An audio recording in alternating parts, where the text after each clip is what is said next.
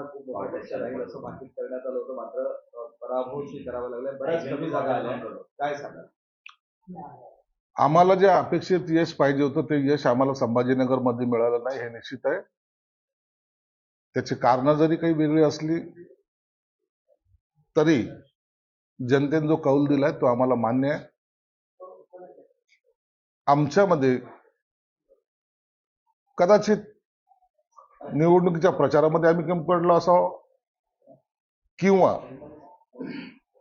उमेदवार निवडताना काही कमी पडलो असावं, परंतु पराभव तो पराभव असतो, म्हणून तो आम्ही मान्य करतो. आता की तुम्हाला अंतर्गत बंडाळीचा फटका बसला, कारण की खूप अंतर्गत बंडाळी त्यानंतर अंतर्गत राजकारण पाहायला मिळाले, याचा फटका बसला असं वाटतं तुम्हाला? नाही, याचा थोडा फटका जरूर बसलेला आहे. अंतर्गत राजकारणाचा असेल किंवा बंडाळीचा असेल, थोडा बहुत फरक त्याचा पडलाच जरूर आहे. ज्या अपेक्षा आम्ही केल्या होत्या त्या मतदारसंघामध्ये त्या पद्धतीच्या जागा आमच्या निवडून आलेल्या नाही.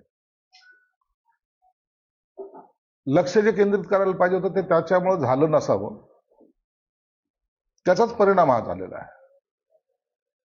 परंतु वेळ आता निघून गेलेली आहे. पराभव हा आम्हाला मान्यच करावा लागेल. भाजपचं असं म्हणणं आहे, तुम्ही युती केली असती तर कदाचित तुमच्यासोबत हे असं झालं नसतं, तुम्ही आमच्यासोबत चांगल्या मतांनी निवडून आले, तसं भाजपचं म्हणणं आहे. युती तोडल्यामुळे पराभव झाला असं म्हणतात. भाजपने काय म्हणलं त्याला आम्ही महत्व देत नाही. आमच्या चुका किंवा आम्ही कमी पडलो एवढं मात्र निश्चित आहे. युती झाली असती नसती, काय झालं असतं, हे आता त्या कथा सांगण्यात काय अर्थ नाही. झालेला पराभव झालेला पराभव, म्हणून आम्ही त्याच्यावर जास्त चर्चा करत नाही. शिवसेनेच्या इतिहासात असं पहिल्यांदाच होते की तुम्ही आता सत्तेच्या बाहेर असणार आहेत आणि भाजप ही एकहाती सत्ता स्थापन करते. नाही, करेल ना, हरकत नाही ना. हे चित्र इथंच नाही, महाराष्ट्रामध्ये अनेक ठिकाणी घडलेलं आहे. म्हणून आता इथं या ठिकाणी आम्हाला एकदमच सत्तांतर झालं असातला भाग नाही. गेली 25 वर्ष आमची सत्ता होती, आमचे महापौर होते, म्हणून कधी पराभव होतच नाही असंही काही समजण्याचं काही कारण नाही. पण त्यांचे जिल्हाध्यक्ष असं म्हणतात की आमचे मित्र पक्ष आहे आणि राज्यात आम्ही सोबत आहोत, आम्हाला जरी त्यांची गरज नसली तरी आम्ही त्यांना सोबत घेऊ. तुमचं मत काय त्यावर? त्यावर त्यांचं काय मत आहे, त्यांनी काय मत व्यक्त केलंय हे काही मी ऐकलेलं नाही.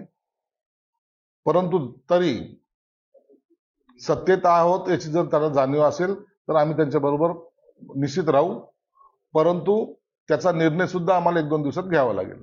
आता की शिवसेना हा बालेकिल्ला होता छत्रपती संभाजीनगरमध्ये, मात्र दोनही शिवसेना आता जवळपास त्यांचा जो प्रभाव आहे तो कमी झाल्याचं चिन्ह आहे. हे सगळं घडलंय कशामुळे? नाही बघा, आता एखाद्या वेळेला अशी एखादी लाट येते की ज्याच्यामुळं कदाचित पराभवाला आपल्याला समोर जावं लागतं. परंतु तुम्ही पाहिलं असेल तर शिवसेनेचे आमदार असतील, आता मी स्वतः 4 वेळा इथं निवडून आलेलो आहे, आमचे प्रदीप जायस्वाल आहेत किंवा अनेक जण आहेत, आम्ही जे निवडून येतो त्याचा आणि या निवडणुकीचा तसा संबंध लावता येत नाही. ही महानगरपालिकेची निवडणूक आहे आणि या निवडणुकीमध्ये ग्राउंड लेवलला जे काही उमेदवार असतात त्याच्यावर भरपूर काही अवलंबून असतं. म्हणून प्रचारात कमी पडणे किंवा प्रचार न होणे किंवा इतर ज्या काही स्ट्रॅटेजी असतात त्या न अवलंबणे हे सुद्धा पराभवाचे कारण असू शकतं. बालेकिल्ला पूर्णतः ढासाळला आहे असं चित्र सध्या तरी आहे. आणि दुसरं, ज्या गुलमंडीत शहराचं नाक म्हणलं जातं जिथं तुम्ही शिवसेनेचा झेंडा मोठ्या दिमागात लावत होते, तिथे एमआयएमचे 2 उमेदवार विजयी झाले. प्रभाग झाल्यामुळे अनेक समीकरण हे जातीचे बदललेले आहेत. गुलमंडी जरी प्रभाग असला तर त्याला असलेल्या बाकीचे जे काही प्रभाग अटॅच झालेले आहेत त्यामुळे हे जातीचं समीकरण तिथं तुम्हाला निश्चितच पाहायला मिळेल. अनेक ठिकाणी हे समीकरण लागू होतं. कोणताही असा प्रभाग नाही की ज्यामध्ये असे समीकरण नाहीत. म्हणून प्रभाग हा सुद्धा आम्हाला एक अवघड हा विषय झालेला होता. पराभवाची जबाबदारी स्वीकारताय तुम्ही? निश्चित स्वीकारली पाहिजे. मी पालकमंत्री, मला पराभवाची जबाबदारी मी स्वीकारणारच ना. एमआयएमने तुम्हाला डिवचलंय की तुम्ही आम्हाला हाकलणार होते, तुम्ही कुठे आहेत आणि आम्ही कुठे आहेत बघा. हे बघा, आता त्यांनी ते कुठे आहेत मी पहिल्यापासून सांगत होतो. माझ्या अनेक भाषणामध्ये मी सांगत होतो एमआयएमचे गेल्या वेळेला 25 होते, ते 35 पर्यंत जातील, कारण की प्रभाग झालेले आहेत. ही धोक्याची घंटा मी पहिल्या दिवसापासून प्रत्येक ठिकाणी वाजवलेली आहे. म्हणून त्यांनी जी काय त्यांची संख्या वाढली, ही संख्या ह्या प्रभागामुळे वाढलेली आहे. त्यांच्या प्रभागामध्ये एका प्रभागामध्ये असलेले 2 आणखी उमेदवार हे त्यांना पुढं आणखीन घेऊन गेलेले आहेत. आमच्या इथे असलेल्या आमच्या मताचं विभाजन हे आम्हाला मागे घेऊन गेले. पण आता तुम्ही मुंबईत सत्ता स्थापन करणार, कारण तुम्ही ठाकरे बंधूला पराभूत केलेला आहे आणि तीच चर्चा महाराष्ट्रभर होती. ठाकरे बंधूंचा ब्रांड वलय हा. सगळं नेस्तनाबूत केलं आहे आणि तुम्ही महायुती सत्तेत आला. मग सत्यात तर पहिल्यापासून चालू होतं ना हे गणित. मुंबई हा वेगळा विषय आहे.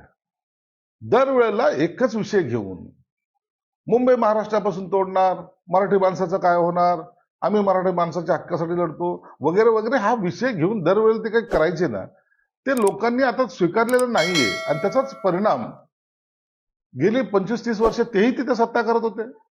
त्याचा परिणाम हा झालेला आहे की लोकांनी आता आम्हाला ती कॅसेट नको, आता आम्हाला डेव्हलपमेंटवर बोला. आणि म्हणून त्यांनी ही जे काही मतदान केलेलं आहे हे फक्त डेव्हलपमेंटच्या आधारावर केलेलं मुंबईकरांनी मतदान आहे.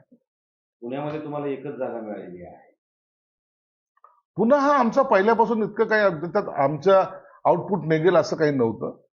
परंतु निश्चित आमचा प्रयत्न आम्ही चांगला केला. भविष्यामध्ये पाहू. परंतु पुण्यामध्ये इतिहास आहे, पहिल्यापासून आमच्या जागा ह्या कमी राहिलेल्या आहेत. महाराष्ट्रामध्ये भाजप 1 नंबर ठरलेला आहे. तुम्ही 2 नंबर म्हणजे राष्ट्रवादी काँग्रेस बरोबर आता तुम्ही आलेले आहे. आता राजकारणामध्ये दरवेळेला प्रत्येक निवडणुकीला वेगवेगळे नंबर असतात. यावेळेला निश्चितच पाहिलं असेल आम्हाला सुद्धा चांगल्या जागा मिळालेल्या आहे अनेक ठिकाणी.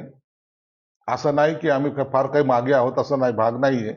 अनेक ठिकाणी चांगल्या जागा मिळालेल्या आहेत. आम्ही संघटना पुन्हा एकदा बांधू आणि चांगलं यश सुद्धा आम्ही संपादन करण्याचा प्रयत्न करू. असं आहे की दोन्ही सभागृहामध्ये विरोधी पक्ष नेता घेत नाही तसा तुमच्यावर आरोप केला जातो. पण आता महापालिकेत द्यावं लागेल असं चित्र दिसतंय. महानगरपालिकेचं वेगळं गणित वेगळं आहे ना. याच्यामध्ये संख्याबळ हे असतंच आणि त्यामुळे ते द्यावा लागणारच आहे ना. संख्याबळाच्या आधारावर हे त्यांना 10%चं कोणतं एक असलं तर त्याला विरोधी पक्षाचं पद द्यावं लागेल.